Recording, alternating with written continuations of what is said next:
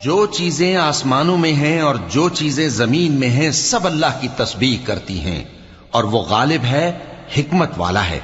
وہی تو ہے جس نے کفار اہل کتاب کو پہلی لشکر کشی پر ہی ان کے گھروں سے نکال دیا۔ مسلمانوں، تمہارے خیال میں بھی نہ تھا کہ وہ نکل جائیں گے، اور وہ لوگ یہ سمجھے ہوئے تھے کہ ان کے قلعے ان کو اللہ کے عذاب سے بچا لیں گے،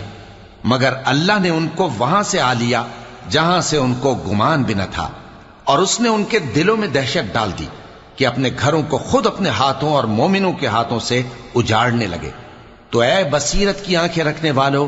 عبرت حاصل کرو۔ اور اگر اللہ نے ان کے بارے میں جلا وطن کرنا نہ لکھ رکھا ہوتا تو ان کو دنیا میں بھی عذاب دے دیتا، اور آخرت میں تو ان کے لیے آگ کا عذاب تیار ہے ہی۔ یہ اس لیے کہ انہوں نے اللہ اور اس کے رسول صلی اللہ علیہ وآلہ وسلم کی مخالفت کی، اور جو شخص اللہ کی